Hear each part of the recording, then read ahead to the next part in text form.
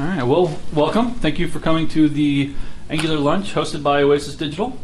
I'm Paul Spears, one of the developers here at Oasis Digital, and today I'm going to be talking about Angular Performance Checklist. I'm actually going to start off with a brief demo. So here, let me go ahead and refresh the page. This is an Angular 2 application that fetches a list of people and displays them as nodes on a graph. There's this ambient movement going around trying to space out the nodes.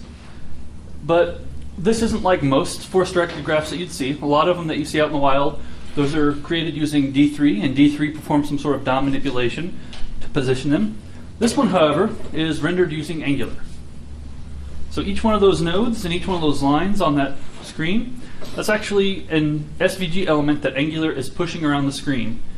And every 20 milliseconds, a new position is provided for those nodes and those lines, and Angular will then go ahead and render it as part of its change detection.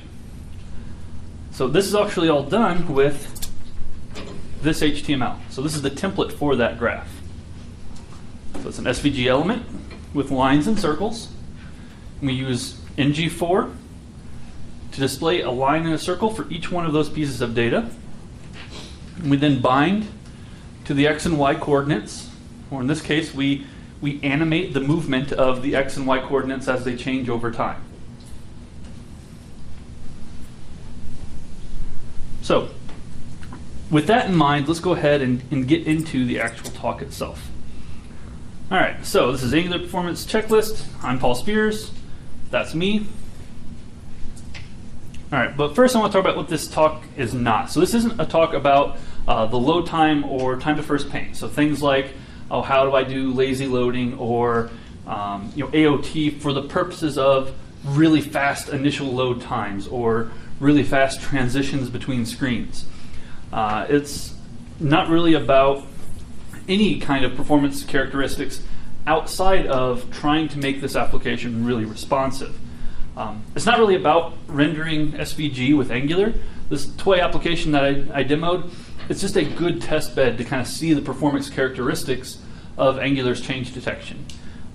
Though these people have written, all of them have written great articles about these topics, highly recommend all of them. And it's not really about animation either. Again, that was just to show the power of Angular's change detection process. All right, so then what is the talk about?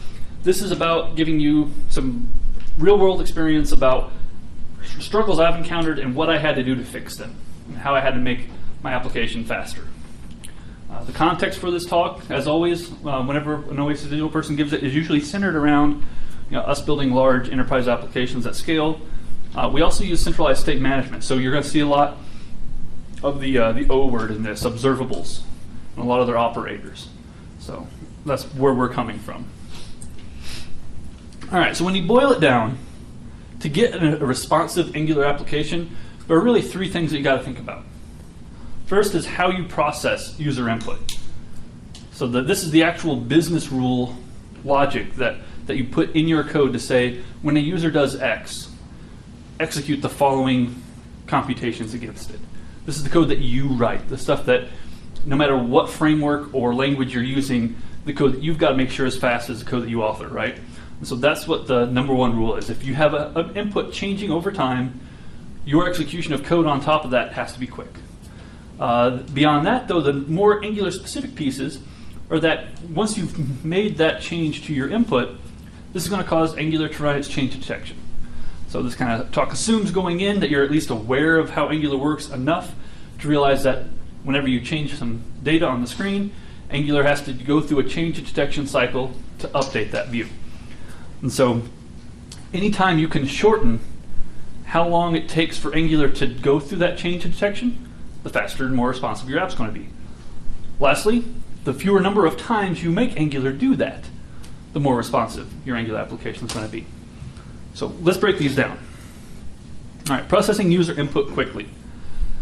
So this is code that you can find in event bindings, custom component event handlers, your reducers, service methods, again, all the places you might put your own custom code to handle changes to the data, to the state, to any piece of information that you have a handle on in your application. All of these places could be hiding code that needs to be optimized.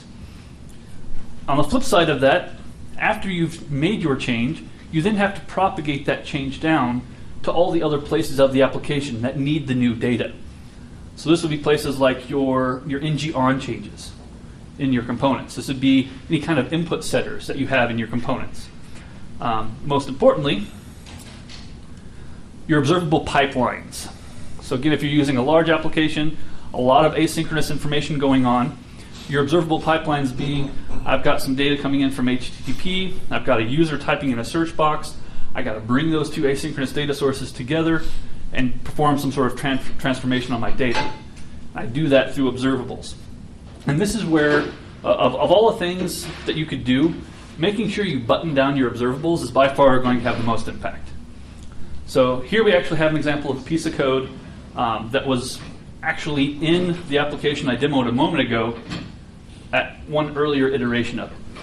So this code, its job is to take a collection of links and nodes and boil that down, distill that down to that list that you saw on the left, which was all of the people that we were rendering and how many relationships they had.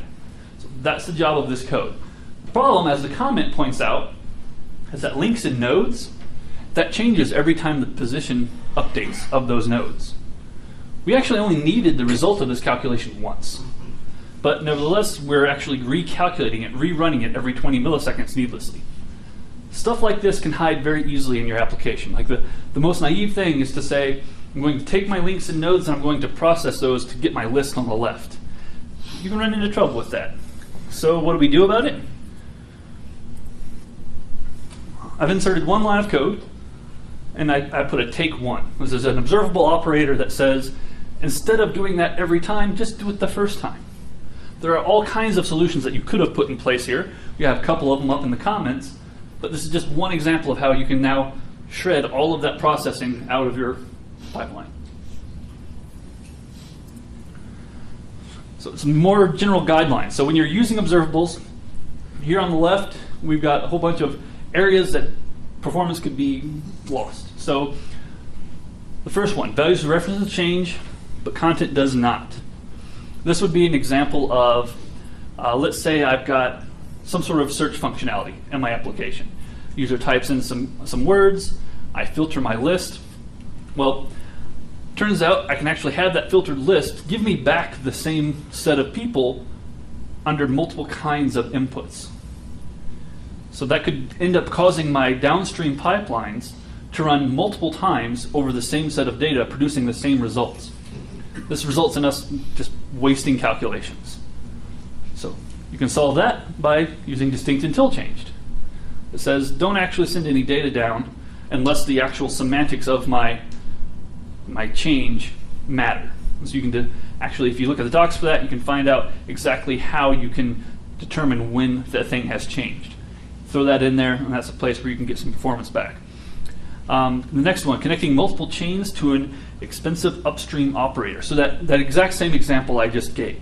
A search input is used in conjunction with my data, bring them together, perform an operation to filter it, display it downstream. Let's say we need that list in two different locations, or we need to process that list in some other way in addition to displaying it.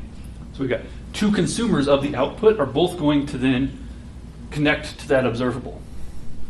Well, the way observables behave by default is when that's done, they're now both requesting that that process happen twice, independently, to get the same result.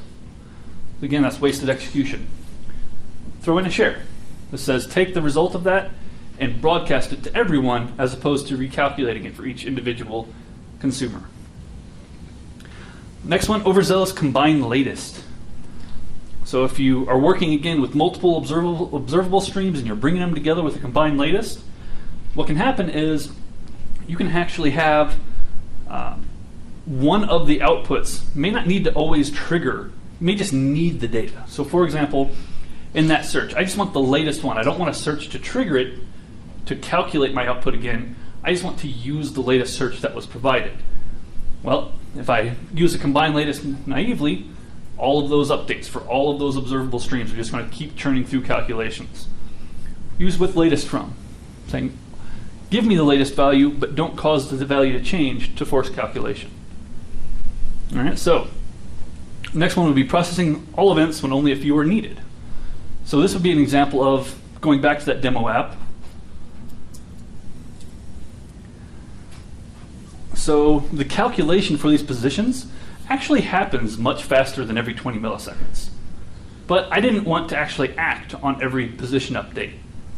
Instead, I said, you know what, I only want an update every 20 milliseconds. So some of the data in that event stream about positioning, it was okay to lose that. So I gained a big performance gain out of throwing in a throttle time, saying take this observable stream and only give me the latest every 20 milliseconds. So that's it. I'm done boring you with observables.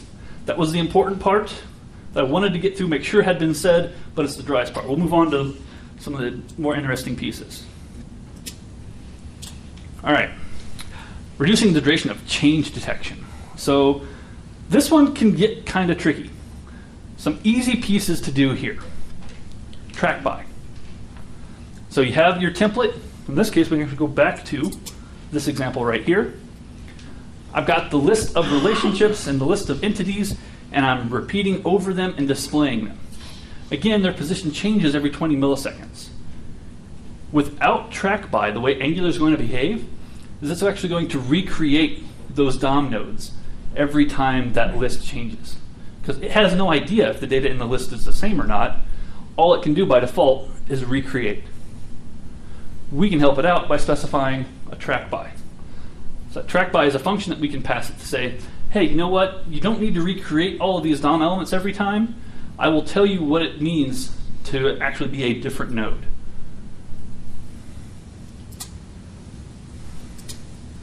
All right, so that would be the creating excessive DOM updates example. The easiest way to handle that in G4. Other things to watch out for, pipes. So a lot of people really love pipes. I'm not a big fan. I mentioned here, use it sparingly. If you do use one, make sure it's a pure function that's not mutating any kind of state, it's not causing any kind of side effects. Preferably, if you give it the same input, it'll return the same output every time. Then Angular actually has some performance enhancements it can put in place for you. And just logistically throughout your application and being consistent, I only recommend using them for visual formatting anyway, instead of actual data calculation. The hardest one on here to get right is pre-computing data properties. So we'll actually see an example of that now.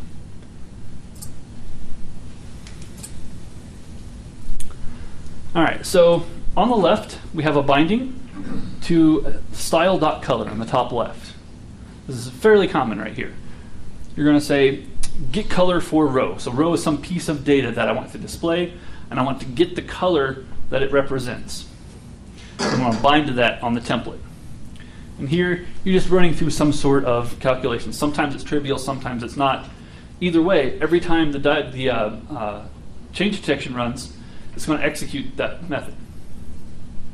So instead of doing it like that, we can do it like this. So we'll start down here in the bottom. As part of your observable pipeline that gets the data, you're likely already doing data transformations on that data that comes back from the server to make it amenable for display in the template. So as part of that, how about we just say, hey, for each one of those entities, look at its ID and add a new property based on it. The result is that you write roughly the same amount of code, maybe a little bit more to handle the observable aspect of it, but now on your template, you just have that data available directly to it. There's no need to calculate it. You've pre-computed it. It's really easy for people to forget that that's a totally valid thing to do at the point that we're talking about binding to these data objects. Okay. So this is the NG4 that we talked about a moment ago. Here's a similar example, simplified. I want to display a list of entities, but I want to specify what it means when an entity changes. So inside the component that displays this template, I specify track ints by. It accepts the index of the array it's iterating over, as well as the entry itself. And here, it's a complex object, but the point is, what actually makes it uniquely identified is going to be the display name. So now Angular says, if I've received a new list, and the entity in it has this display name, And the one I've rendered has that display name. Those are the same thing. I don't need to re-render that. So that's one entry in our list that it doesn't have to then update the DOM for. All right, build with prod mode and AOT. So AOT is usually seen as a performance enhancement for load time, and that is absolutely true. It's a huge win for load time performance, but it's also a good one for performance at runtime as well. Turns out when you run AOT, there's actually a whole lot of advanced optimizations that go into the actual payload for Angular itself, as well as optimizations of your template code that Angular can run when it compiles up front that make your change detection cycles a lot shorter. So let's take a quick look. These graphs from a distance, they're not going to mean much. The real takeaway here, this is some analytics I've run on a very expensive change detection cycle, but the takeaway is that, practically speaking, I've noticed anywhere between 10 to 25% increased speed and throughput of change detection cycles whenever you turn on AOT. It totally depends on the situation as to what kind of performance gain you're getting, the kind of operation, the kind of DOM nodes you're manipulating. So there's not really a hard and fast number you can put to this. But in practice, these numbers keep popping up, anywhere between 10 and 25%.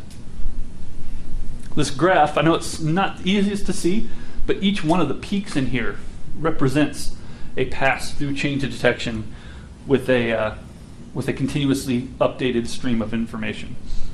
These right here are a big change I made intentionally to really drive the point home. We'll see more on that later. All right. So this brings us to our last of the three main categories: reduce the frequency of change detection. So how often does it run? Is there a way that we can throttle this so that way, unless the change is actually important to render, then we actually cause the change detection to run? So the first point there, triggering changes with duplicate data. An example of this would be that search input I keep going back to. If a user types some information, you don't want every single keystroke to cause that DOM to update all the time. Good solution for that would be to say, hey, we're going to debounce that user's input. Only update it when it actually matters. So in this case, we're not talking about debouncing for the sake of throttling the server results. Here we're even talking about using debounce to throttle the actual change of our view, making our application seem more responsive when it is time to actually update. Okay, let's see.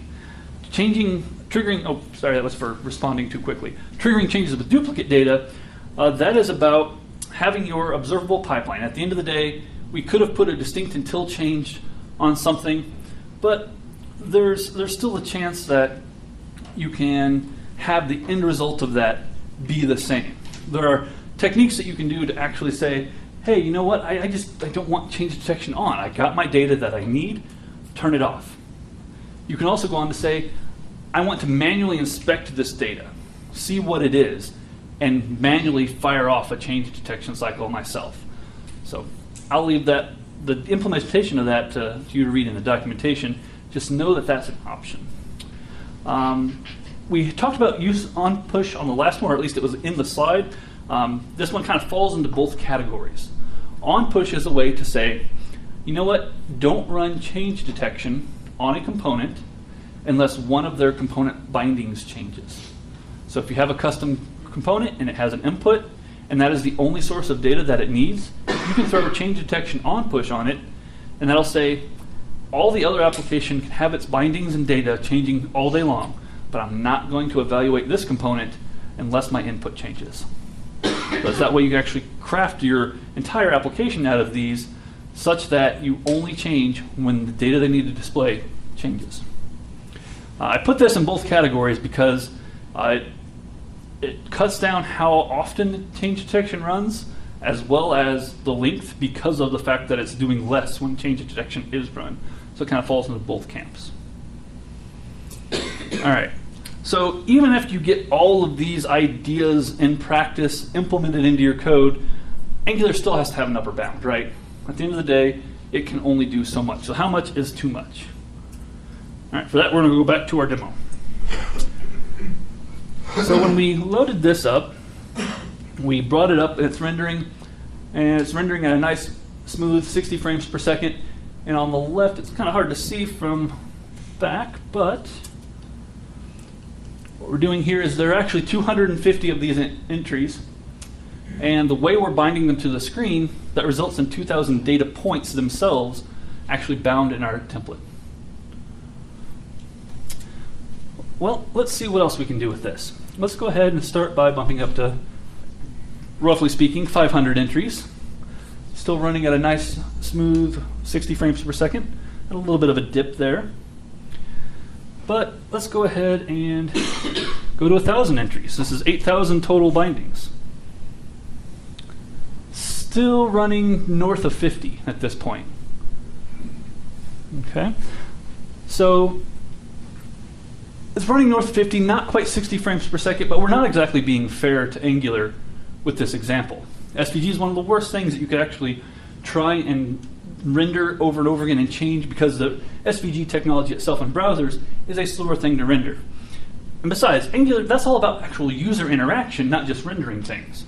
So now that I've got 1,000 entries in here, how fast can it respond to user input? Okay, so let's find out. So here I'm just going to hit a couple keystrokes, and before my finger even left the key, it immediately responded to that by filtering the list on the left as well as the graph on the right. So it's at 1,000 pieces of data, resulting in 8,000 bindings, not even a bump in the road for performance with this particular machine.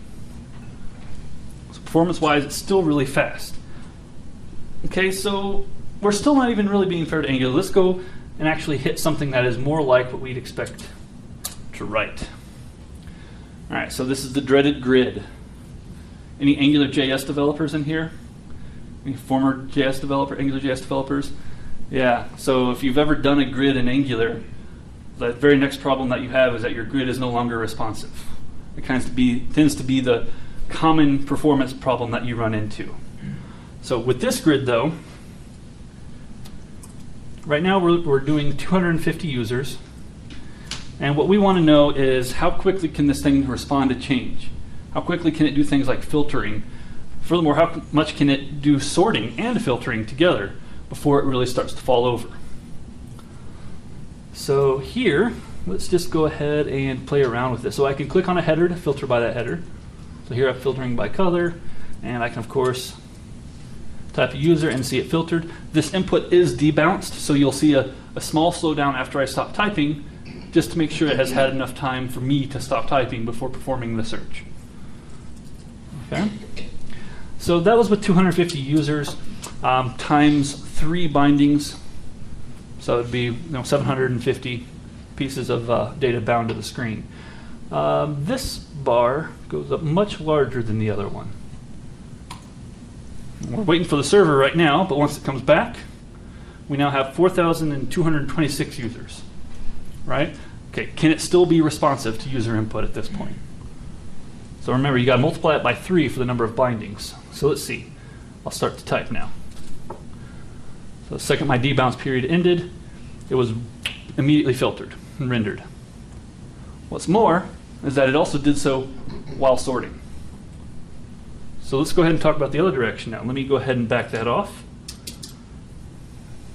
Now it sorted the whole list as I made my list longer. Again, at the end of the day, that was still snappy. We had a couple of dips in performance, but for the most part, I continued on at roughly 60 frames per second. So, again, the question was, how much is too much? And at the end of the day, I don't really have a good answer for that.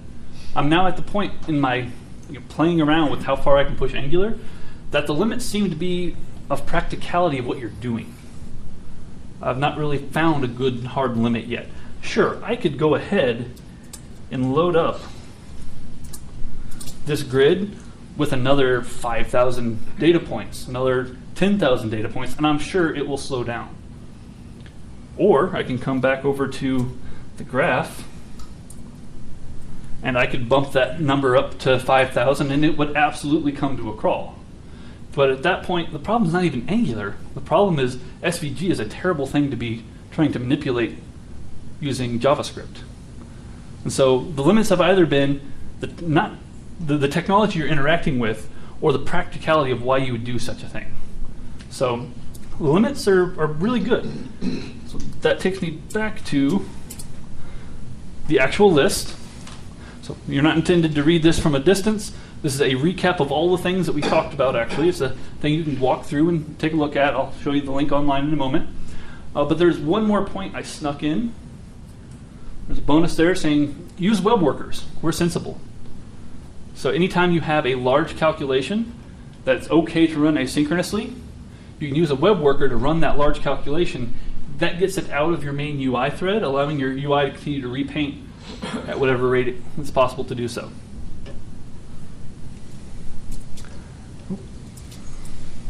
So my takeaway on how much is too much, though, is that if you take care of Angular, Angular will take care of you.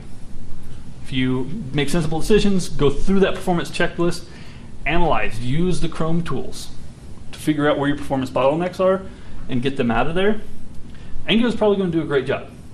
I've not hit anything at the moment that Angular was a problem for me. I've been doing some really hefty stuff. That graph I showed you, that's something I do for real in some projects, and we've not hit a problem with Angular. The problems that we've had have been with the actual calculations of that data, things of that nature.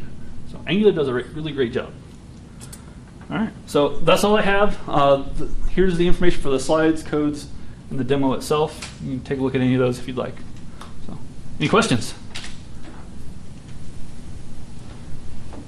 Do you have an example before you did any of the optimizations? I could show you that, but it would just be a graph doing that.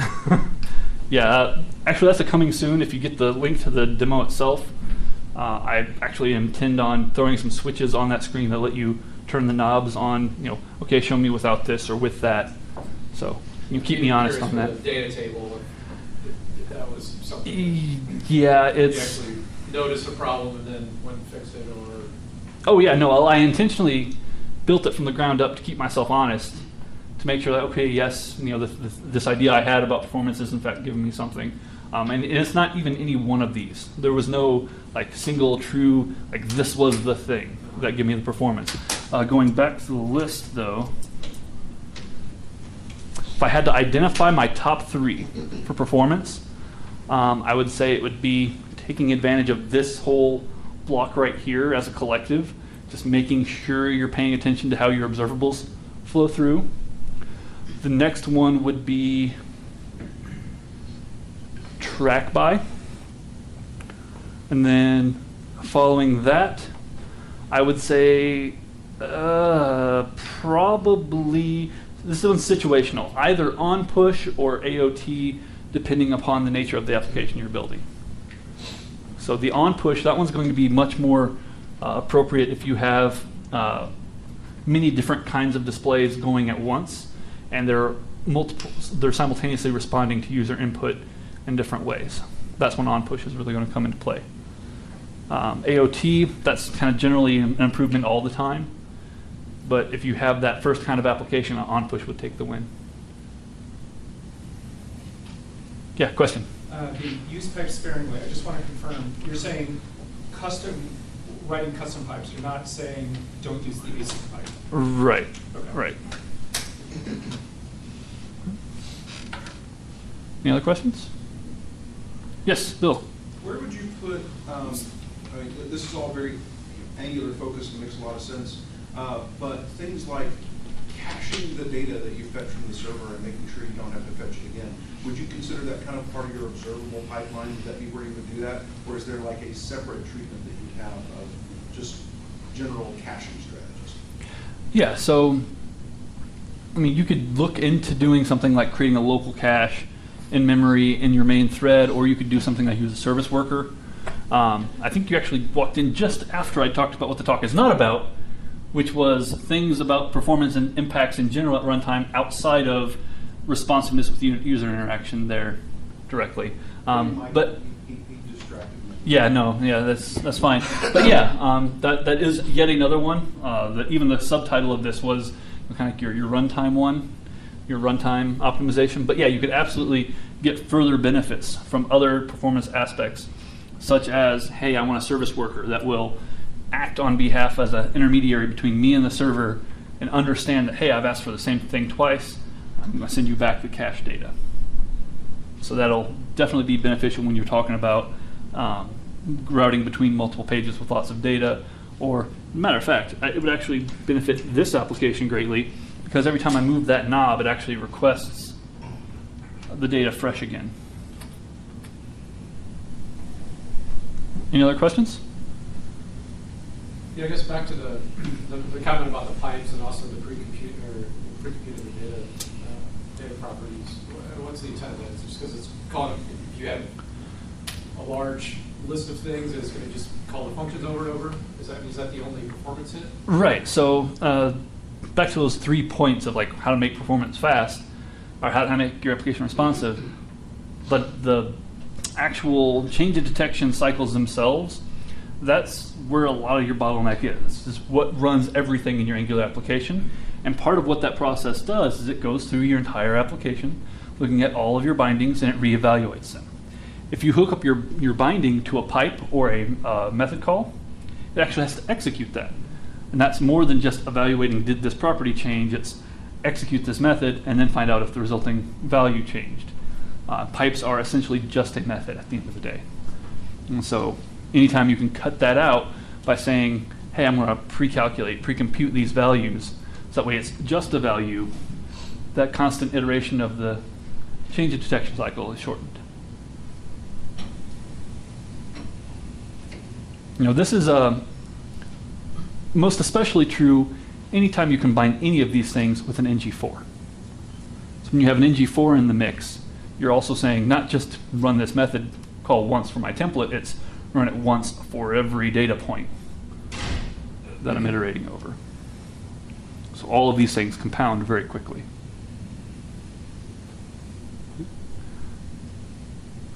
Other questions?